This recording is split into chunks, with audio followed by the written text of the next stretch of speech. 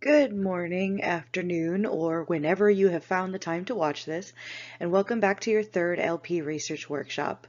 I'm Professor Hinojosa, and today we're going to be going over codified law.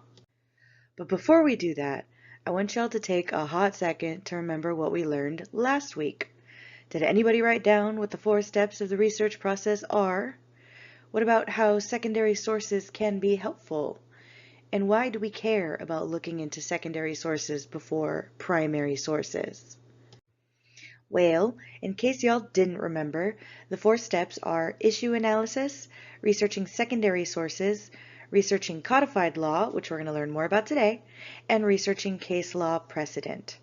So when we're using this format, we start with issue analysis, where we look at the facts and gather the who, where, when, etc. of the problem that we have in front of us, so we can get all of the relevant and material facts so we know what to look for going forward.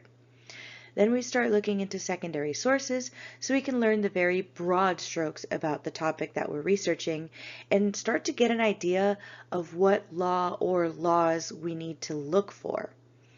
Then we get into today's topic, codified law, where we look for what the actual letter of the law is. And finally, we look for cases so that we can see how judges in the past have interpreted the law we found in the step we're working on today. So we're going to talk about codified law.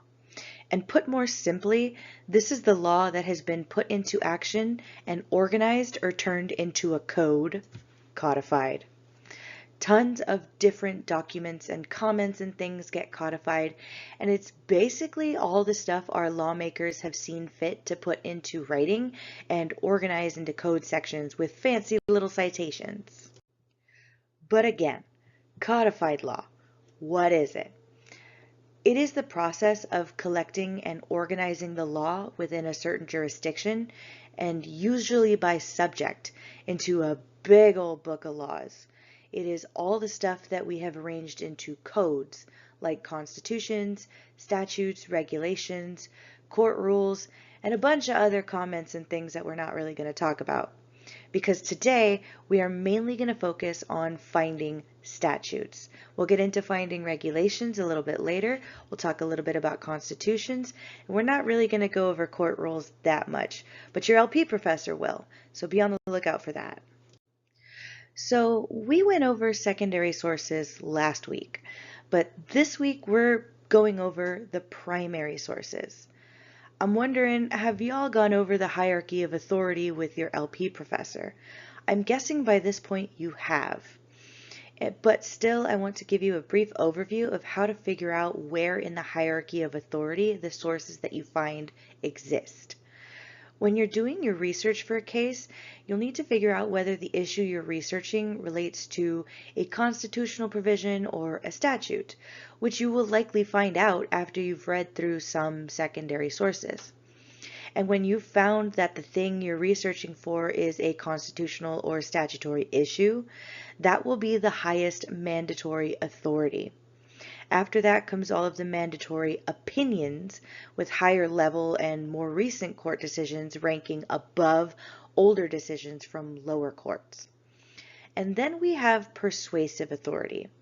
It's a bit harder to determine when a persuasive opinion or secondary source has value as a persuasive authority, but factually similar persuasive opinions will have more weight than something like secondary sources, because secondary sources aren't sources of any law.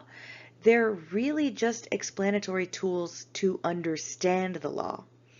So while you're researching, you'll have to be analyzing whether the things you find will hold weight within a court, and you'll have to be really conscious about why you're using certain primary authority.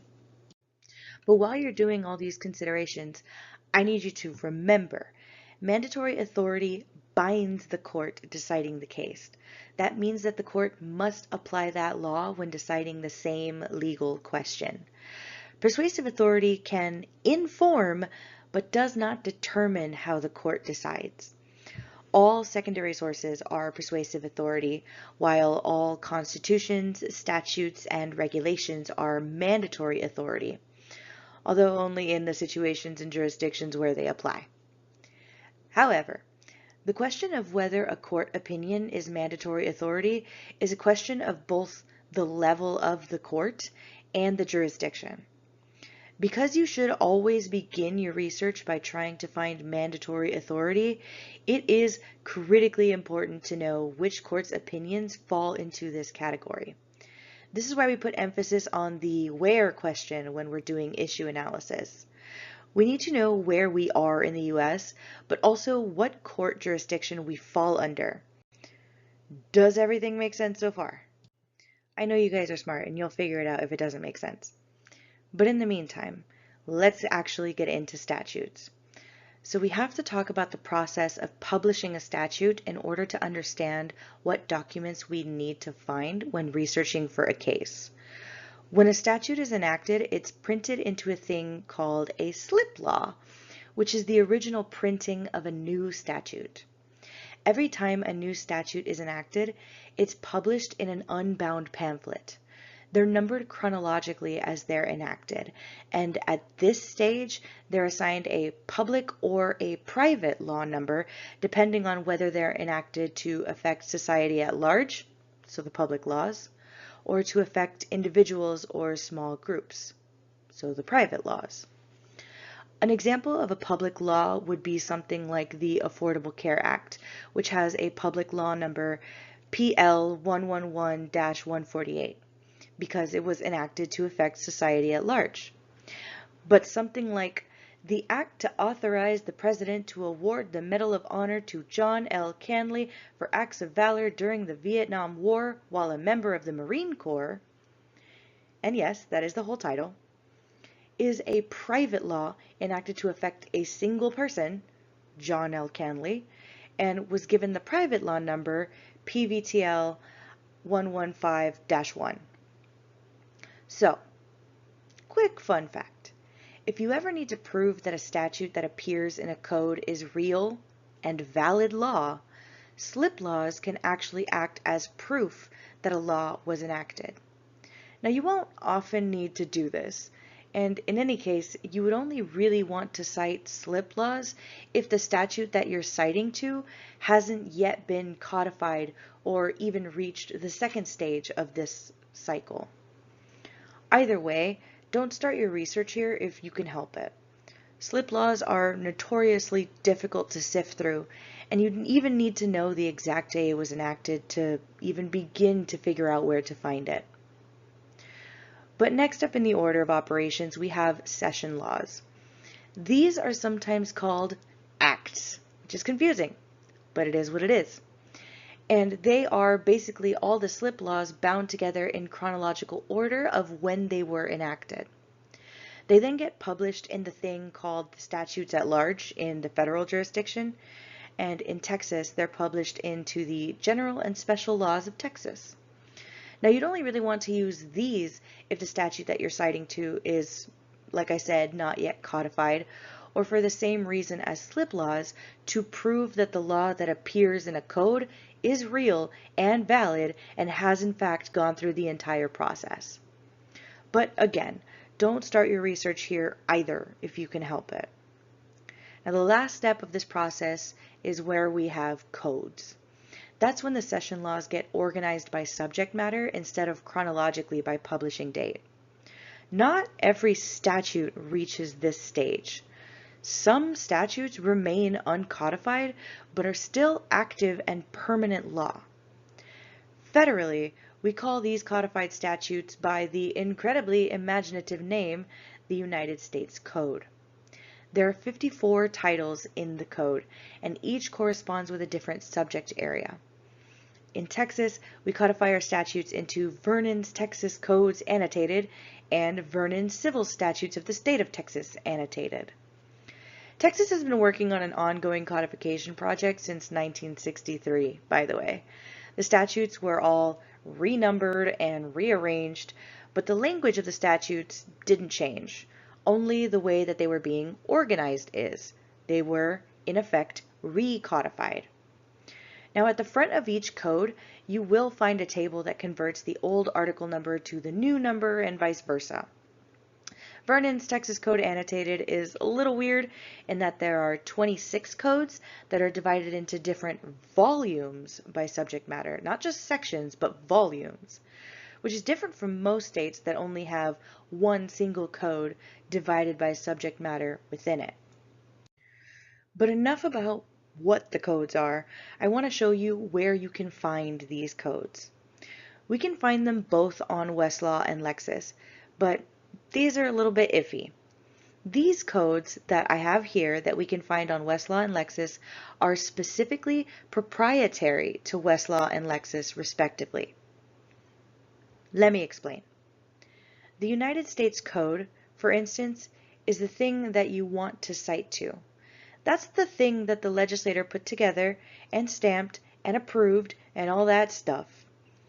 But after that, Westlaw and Lexis get a hold of it and add all these little annotations to it to help you, the researcher, the lawyer.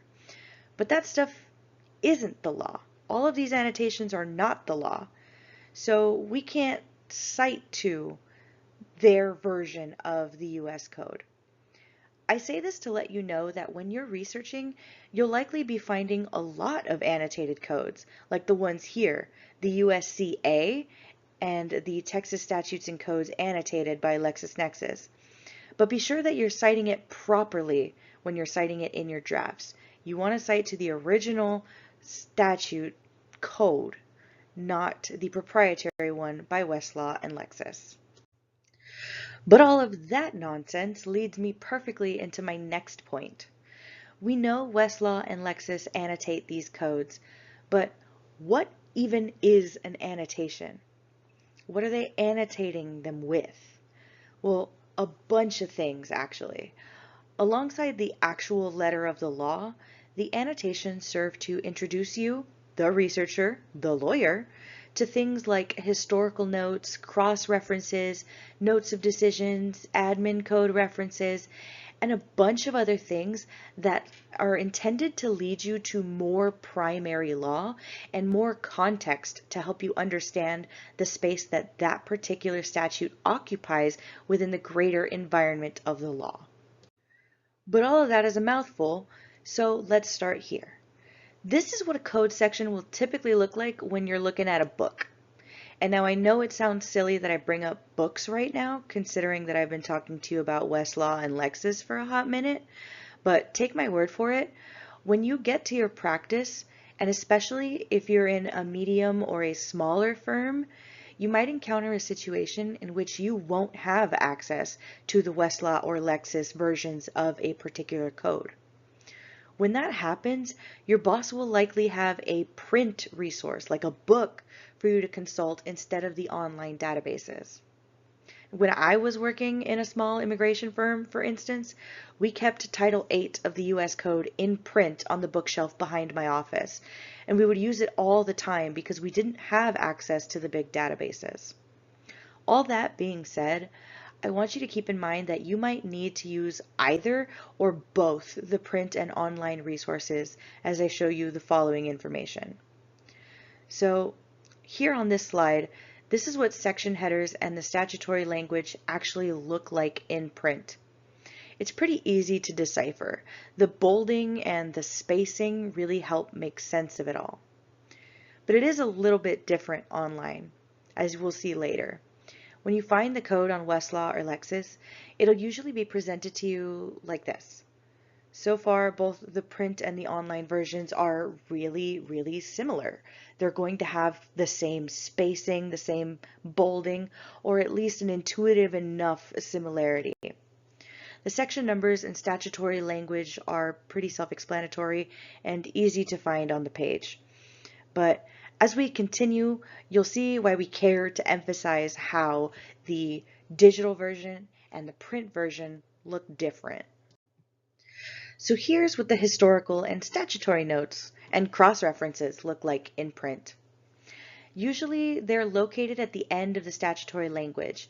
Historical and statutory notes in an annotated code provide background information about the legislation itself, like details on the legislative history of a statute, like when it was enacted, when it was amended, or if it was ever repealed or recodified. This section might also reference previous versions of the same law, especially if it's changed substantially since back then. So statutory notes also include notes on related provisions, like the dates that these things went into effect, or other relevant legislative information. Basically, this kind of annotation serves to help you understand how this statute came to be exactly how it is written in front of you now. But under that, we see cross-references, which are exactly what they sound like.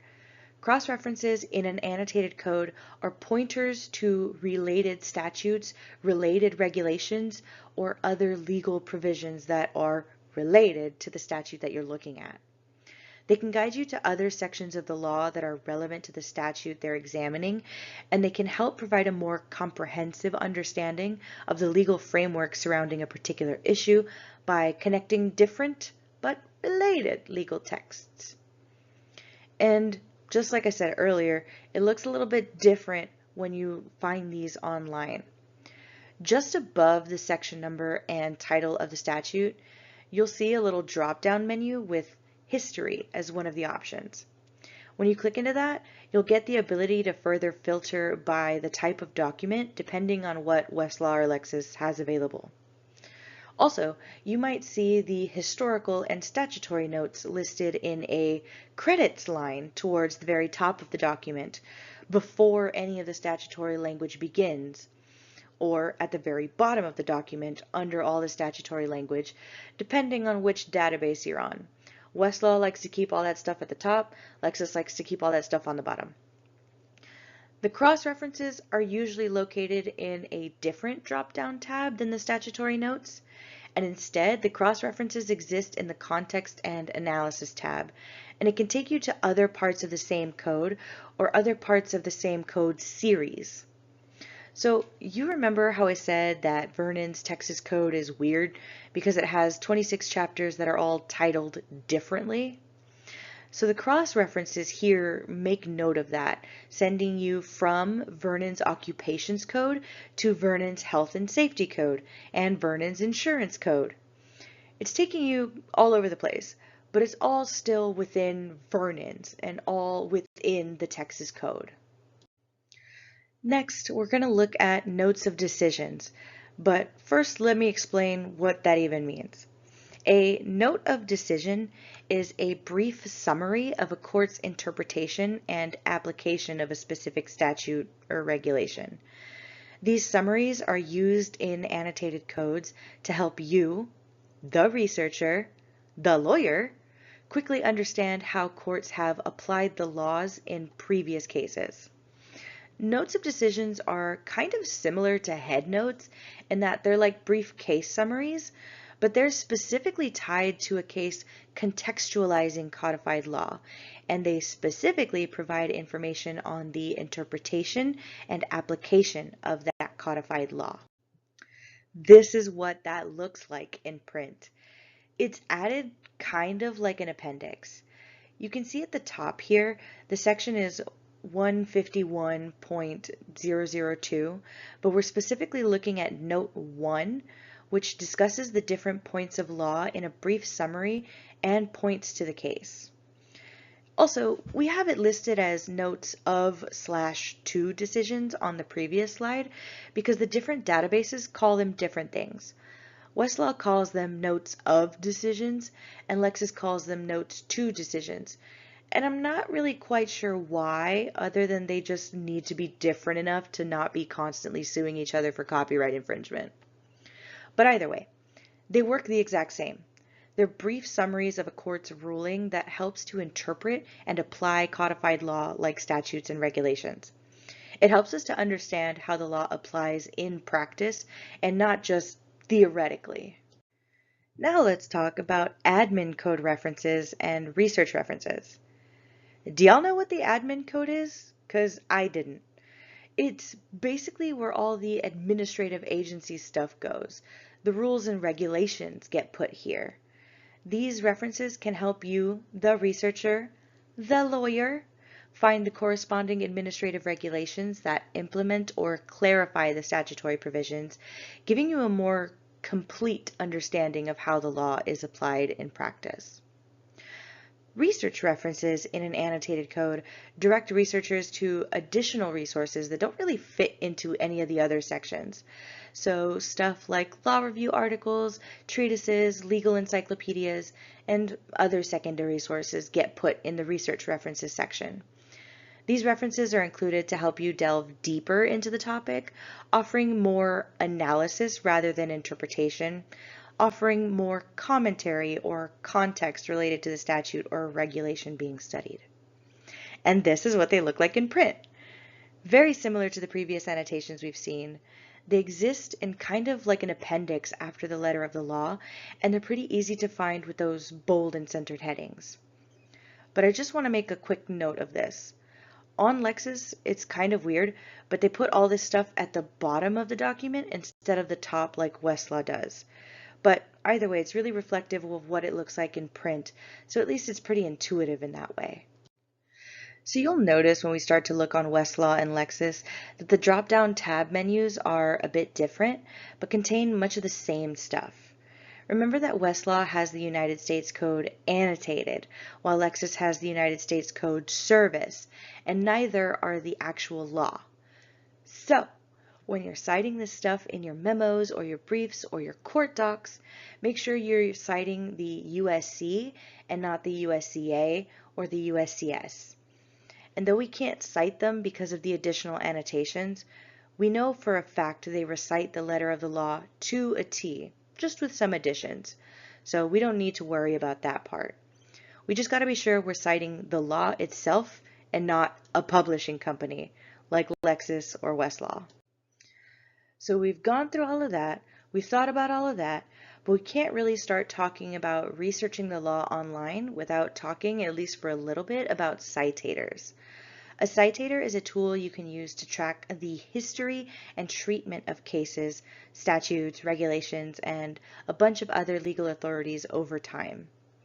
In the past, in the dark ages before the internet, people used to have to do this stuff using print resources and just hoping that they received the latest updated copy on time so they knew what law governed their cases. But now that we do this kind of thing online, we can determine whether a case or a statute is still considered good law, or if it's been overturned, reversed, criticized, or otherwise affected by subsequent decisions pretty easily. And citators aren't just good for validating your law and making sure the current status is unaffected. We can also use citators to lead us to related cases or to show us how the statute or case is being treated by other legal documents, and even just to expand our research. And in fact, the annotations we just spent so long on come directly from the citator indexing system. It is incredibly valuable. Now, on Westlaw and Lexis, they have different citator symbols to indicate different things. And this is what some of those symbols look like. On Westlaw, we call it the key cite system, and on Lexis, we call it shepherds. But they're basically the same thing, or at least they function much the same in practice. So Westlaw uses flags, while Lexis uses symbols, but both use these to indicate if there's been subsequent negative treatment of a law. So for statutes, we are most worried about indications that a statute has been repealed. A repealed code section would have a red symbol in both Westlaw and Lexis. Otherwise, if there's a yellow flag, that means we must proceed with caution, but proceed nonetheless.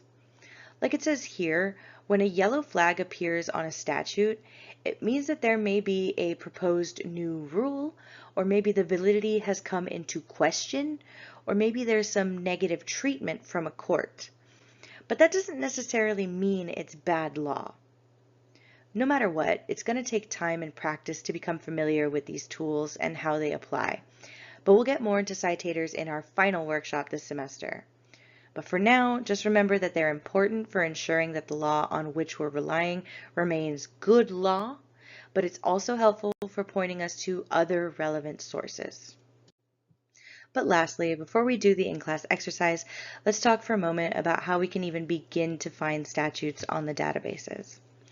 So the first thing we can do is if we already know the citation, we can just plug that into the search bar, no problem.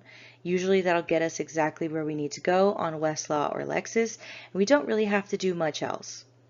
But let's say I have a code section that's very close to the code section I need, but not quite. The next thing I would think to do is to go into the table of contents.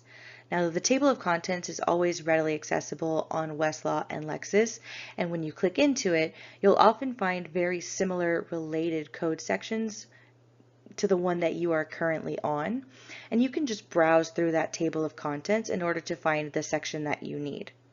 You can even start this way. You can even just open up the USCA or the USCS, depending on which database you're on, and from there, browse the table of contents to find the statute or regulation that you need. Another thing that we have access to is an index. Both Westlaw and Lexis have some form of index for a lot of their statutes and regulations. Not all of them, but a good amount of them. And basically, this is just like going and finding the word that you need and having it take you to all of the places in the code where that word exists. Now, these indexes are pretty smart and will often have even subfolders so that you continue to narrow down your search through the index. Now, if none of that works and the only thing I have to go on is the name that I know this statute by colloquially, we can use what's called the popular names table. The popular names table basically just aggregates all of the popular names and shorter titles of a lot of our statutes and acts, for lack of a better word. That way we can find what we're looking for a little bit easier. For example, if I needed to find the Affordable Care Act, but I only knew it as Obamacare, I could go into the popular names table and find Obamacare in the list, and it would take me to the Affordable Care Act and the short title section. The very last thing that we can do when we're trying to find statutes is advanced searching. We're not really going to get into this much right now. We're going to get into it, I believe, next semester. And basically what that is using either the forms or the language of the database to narrow down our search from the search bar. It's a pretty cool and neat little system, and I tend to nerd out about it, so I'll see you then, because that's my favorite one. But anyway, that's the brief summary of how we can start looking for different statutes and regulations, where we can look for them when we're just starting out.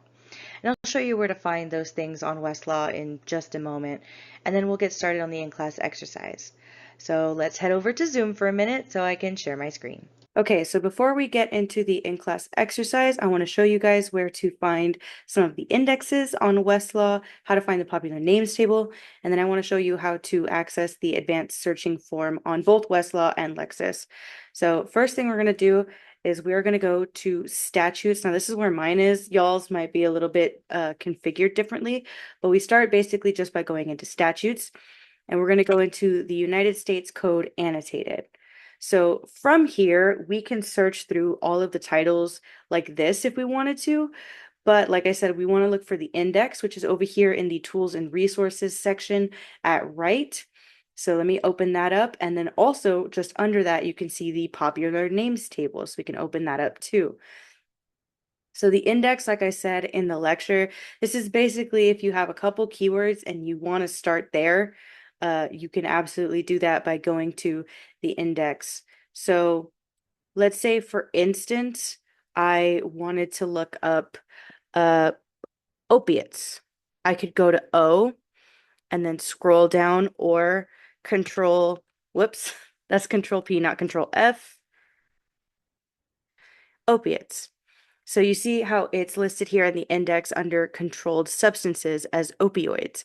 So I can click in on that, and it will take me to the part of the US code that specifically governs controlled substances, opiates, under these particular metrics. And then the popular names table is very similar. So If I had the popular name of a particular statute, I could go looking for it here. Like the example I gave in the lecture was Obamacare, and you can see it is right here under the Patient Protection and Affordable Care Act. Click into that. So here where it says short title, I can click into this link right here, and it'll take me to where that statute begins in the USC. Now from here, I could go to the table of contents and continue to look through this part of the code and look for something that's closer to what I need, not just the whole of Obamacare. So that's what that looks like for the US code. But we can also do that for Texas materials on Westlaw. So it's going to be much the same. We start with statutes, and then we go down to Texas. And then at right, again in the tools and resources area, we're going to see the index to Texas statutes. So I'll open that up, and the popular names table to Texas statutes. And the same kind of thing applies here. It works exactly the same. It's just this is for the Texas code, and the popular names table works exactly the same, just for popular names. The only thing that's really different is the way that it's alphabetized in these hyperlinks here. I'm not sure why they did it like this, but it's how it is. Anyways, that's exactly the same. And that's how we get to those on Westlaw. Now, Lexis doesn't really have these, but Lexis does have the advanced searching form. So let me show you how to do that on Westlaw. Right here to the right of the search bar, you see this advanced tab. You just click that, and it takes you to the advanced search function where you just input your terms. If you want all of these terms, you want any of these terms, this exact phrase, all that kind of stuff, you put that in here, and it will help you build an advanced search up here in the search bar. I urge you to play with this a little bit and kind of try and figure out how the terms and connectors work. There's also this helpful little glossary here of connectors and expanders. Play with it, make some weird and wacky search queries, kind of just try and figure out how it all fits together, how it all works. Lexis has a very similar one. So right here, the search bar, just under it is the advanced search button. So we click into that, we blind ourselves, and then it will open up basically the exact same form. And it will do very, very similar things when building a search query. The connectors and terms and connectors are all mostly the same, except for a couple. Not everything is exactly the same. So pay attention to that. If you're searching mostly on Westlaw or searching mostly on Lexis, you're going to have a little bit of a different time on either website. Okay, so now with that part out of the way, let us do the in-class exercise, head back to the PowerPoint, and get done with today's lecture. Okay, so we'll start with the facts and the practice on Westlaw. An extremely wealthy woman who inherited an alcohol distribution company has hired your firm to initiate divorce proceedings on her behalf. She informs you that she and her husband have several residences and that she has not resided in the same house as her husband for 5 months. Homes in the following locations were purchased during the marriage: Kahului, Hawaii, Key West, Florida, and Dallas, Texas. You've been tasked with finding the statutory grounds for divorce in each of the jurisdictions listed. Find the relevant code sections and use Westlaw to find the grounds for divorce in each of those areas. So the first thing that we are going to do, because we are looking at specific state stuff, I think it'd be easiest if we went to statutes, the statute tab, and then went one by one into all of the different state jurisdictions we're looking into. So we'll start with Hawaii. So we go to Hawaii, and it's going to be a little bit difficult for us to just look through here to try to find the grounds for divorce. What I think would be easier is if we went to the index of Hawaii statutes and just looked up the word divorce. That's kind of how I would do most of these. So we'll go to Hawaii. We'll go to the section D, and we'll just Control F and look for divorce. There it is. Click on that and see what it gives us. Divorce generally, and it takes us to Hawaii statutes 50-1. So let's start there and see what we get. So this takes me to the section on jurisdiction. So the next thing I would do is go to the table of contents and see if there is another section that would better serve me. And when I look into the table of contents, I see that I am in part 1 of this section of the statute. I'm in part 1, but if I scroll down and look to part 3, I see divorce. There might be more in that part of the statute to help me figure out statutory grounds for divorce. So let's start here at 580-41 and see what it says. And it tells us the family court shall decree a divorce from the bond of matrimony upon the application of either party when the court finds one of these 4 things. I have found it. This is exactly what we're looking for. Section 580-41, divorce. So cool. That was pretty easy. That should be pretty easy to replicate for the next 2 states that we have to look into. So let's try that again. Let's go to statutes. And this time we're looking for Florida. So let's go to Florida. And let's go to the index again. And we'll do it the exact same way. Go to the section. Let's go to D section, go to Control F, divorce. And there it is in the index.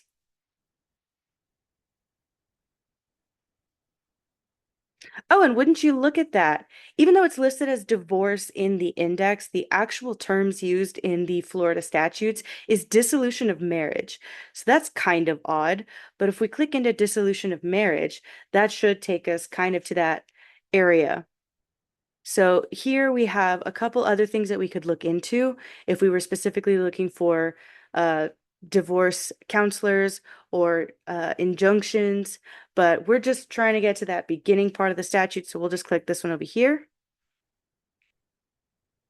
And just like we did before, we'll go into the table of contents and see if there's something closer to what we need. A lot of these are flagged with red flags, which is a little bit unnerving. But if we just keep reading, we'll get to this one here, 61.052, dissolution of marriage.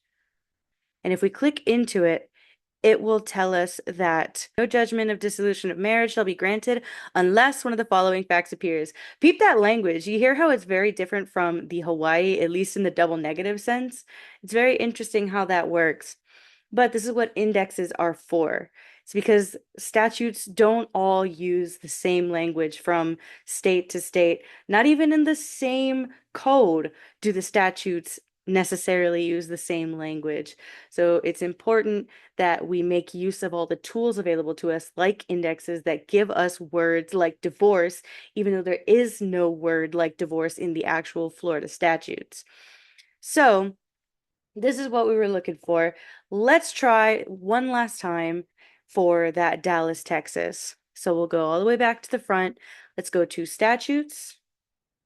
Let's go to Texas. And let's go to that index.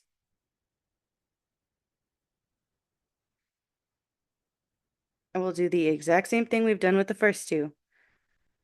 We go to D, we go to Control F and look for divorce. We click on it and see what it gives us.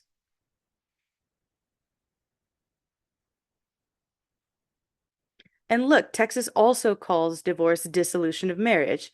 But look at it a little closer. We've got stuff in different parts of the Texas Code. We've got the Texas Civil Practice and Remedies Code, we've got the Texas Family Code, and Texas Government Code. I think, using my best judgment, I would probably start with Texas Family Code. So let's go there and see what it tells us.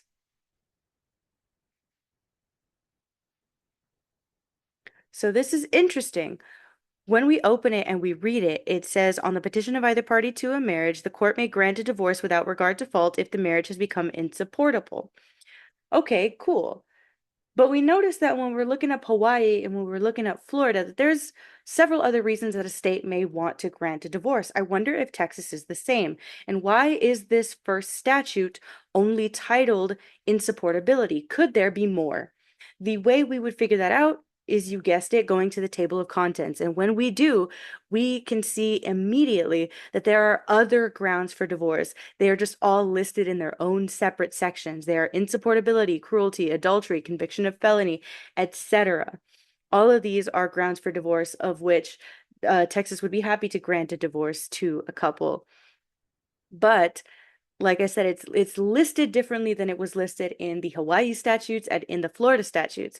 And that's interesting. So when you are researching, keep in mind that this is probably going to be your best bet. If you're not finding exactly what you need immediately, consult the table of contents first and foremost, and just read through it and see if there is more that can help you figure that out. Okay, so that is all for the Westlaw section. So let's do the Lexis section next. Okay, so number one says using Lexis, find the United States Code section governing copyright and fair use. Now, if we were on Westlaw, this might be easier because on Westlaw, we could go to the index and just search up the term fair use, but we don't have that ability on Lexis. Instead, what we're going to have to do is either we're going to have to start with the full US code and then just navigate the table of contents blindly until we find it, which is not advisable, or we can use the advanced search function to try and figure that out. So the way that we're going to do that is a little bit different. So we're going to start here on the Explore section. We're going to go to Content, and we're going to go to Statutes and Legislation. This is because the more we can narrow down our search from the very beginning, the more we can find what we're actually looking for. So from here, from the statutes and legislation section, we're going to go to the advanced search form. So let's do that. And now we've opened up the advanced search form. Let's figure out how to find copyright and fair use.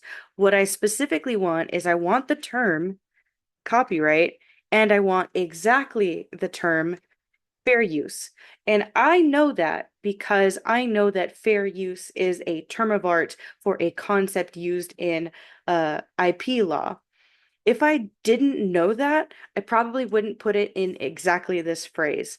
I might put it a little bit differently, maybe in the all of these terms section, but I would not, if I didn't know it was a term of art, I probably wouldn't put it in the exactly this phrase section. So let's go ahead and search that and see what it does.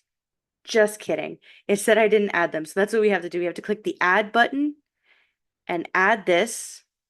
And do you see how it's putting that together in the search bar up here? Copyright and, which if you look over here to the use connector section, this is how we connect two words together and look for both of them. And fair use, which is put into the exact phrase quotation marks. So let's search for that.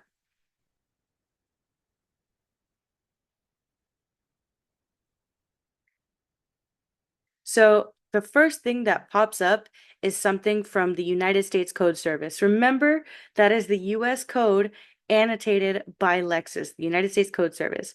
So that's a great place to start. This is the limitations on the exclusive rights of copyright, specifically concerning fair use. So let's go into that.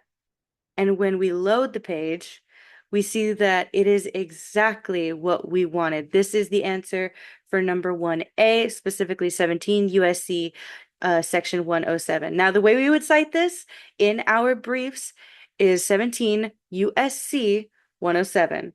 But in your in-class exercise, it's cool if you wrote USCS. That's fine.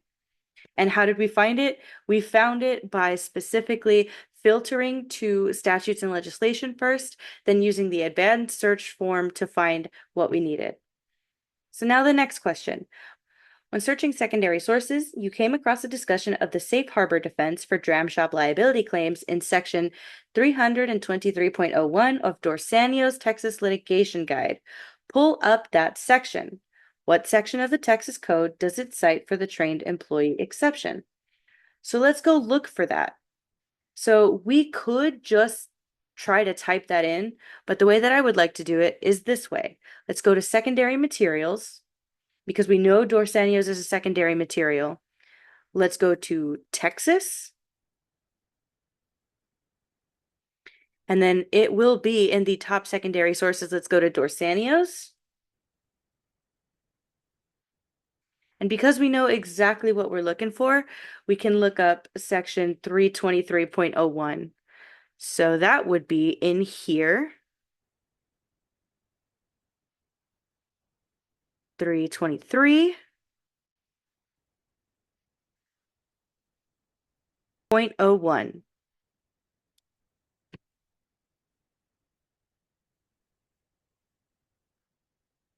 And what we are looking for is the trained employee exception. So I would probably just control F and look for trained employee. Here it is, the trained employee exception. A commercial provider of alcoholic beverages is not liable for its employees' provision of alcohol to an intoxicated customer or a minor if, etc., etc., etc. And what does it cite? It cites specifically the Texas Alcohol and Beverage Code 106.14A. So let's go look into that real quick, just to make sure we've got the correct answer. When we click into it, it tells us that this is specifically the trained employee exception. The actions of an employee shall not be attributed to the employer if, et cetera, et cetera, et cetera, specifically the training program. That's how we know this is the trained employee exception. Cool. So when you answer your reflection question, I hope you consider the fact that although we can teach you all the ways to search for a particular statute and all the ways to find related statutes, how to get closer to the thing that you actually need, I hope you guys are aware of the fact that what you are going to need to do as lawyers is read. That is your purpose as lawyers. You need to read and interpret what is available to you and what is relevant to you. That is your job as a lawyer. So even though we kind of breezed through it today because this is a recorded lecture and I already had all this stuff prepped beforehand, I expect that the next time you guys go searching for these things, you will have to just kind of sit there and read through the table of contents, read through the statutes that you find, just make sure that it's what you need and what you're looking for. And I hope you don't get discouraged when it takes forever because as you are beginning your legal research journey, it will take forever. You will get faster at it as time goes on, but hopefully this will serve to motivate you even a little bit. I, who have been doing this for about 5, 6 years, I still struggle and I still take a long time to do this. So you are in good company at the very least. Okay, lastly, before we finish off the in-class exercise, we want to go over the next gen style questions. So we don't really have a whole lot of idea of what the next gen's gonna look like, but they've given us a couple questions here and there, and we've tried to model some questions after that so that you can get some early exposure to the types of questions that are going to be on the bar exam that you're going to be taking in a couple years. So, the first one. Our client has not lived in the same house as her husband for nearly 4 years while she's been attending medical school in Dallas. Now, based on the statutory grounds for divorce in Texas, which of the following is most directly applicable to her situation? Could it be A, cruelty, B, adultery, C, living apart for at least 3 years, or D, confinement in a mental hospital? Now, we looked at the statutory grounds for divorce in Texas earlier, but even by just using the call of the question, even by just using the facts that are given to us in the question, while we may think it is cruel that she has lived without her husband for nearly 4 years, while we may suspect either of adultery or confinement in a mental hospital, none of those really have a good enough reasoning to grant this person or ask for a divorce for this person based on the facts that we have, right? We know that Texas Family Code 6.008 provides living apart without cohabitation for at least 3 years as a statutory ground for divorce, and that is the facts as we know them. So we know that C is very likely our best answer. Not A, because cruelty requires proof of cruel treatment. None of our facts suggest this. Not B, because adultery requires evidence of infidelity, which we don't have any of those facts. And not D, because this applies only when a spouse has been confined for at least 3 years due to mental illness, which is not particularly relevant here since, like I said, we don't have that in the facts. So cool. If you picked C, you did great. And for the next question, earlier in your research, you located the Texas statute that creates a safe harbor defense for employers in dram shop cases. Based on the statutory language, explain in 1 to 2 sentences how this defense could apply to a bar owner whose employees recently completed a commission-approved alcohol server training program. I hope you tried to answer this in your own words, but this is kind of the model answer that we're looking for. And it looks pretty chill, something like this. The statute provides that an employer is not responsible for an employee's actions if three conditions are met. three conditions. The employer requires training, the employee actually attended a commission-approved program, and the employer did not encourage violations. If the bar owner both required and ensured training and did not encourage unlawful sales, the statute would allow a safe harbor defense. Very, very simple. This is what the statute says. This is how it is applied. This is how it's applied to our facts. And it should only be in like 1 to 2 sentences. So hopefully you got that one pretty easily. But that's about the end of our in-class exercise for today. That's all I got. Let's go back to the PowerPoint and be done. Now that was a whole lot. I'm tired, you're tired. But here's the main things I want you to remember about researching statutory law. The easiest search you're ever going to have is when you have a known citation and you copy and paste it into the search box. That'll take you right to the citation and you will want for not. The next best thing is if you have the colloquial name of a statute, you can use the popular names table to find it. And if nothing else, if you have a topic or a few good keywords, you can always use the indexes available on Westlaw.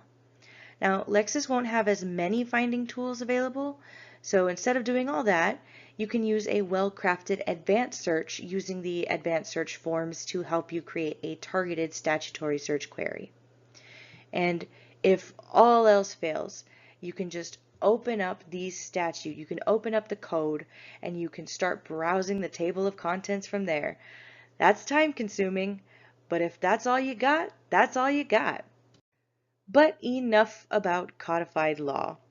Next time, the focus of our lecture is going to be on finding case law precedent, be it mandatory or persuasive or both. Just like with codified law, there are multiple methods to get to relevant case law, and we're going to do our best to lay it all out for y'all in a way that makes sense, because it's a lot to get through. So come to class with charged laptops and be ready to type like the wind.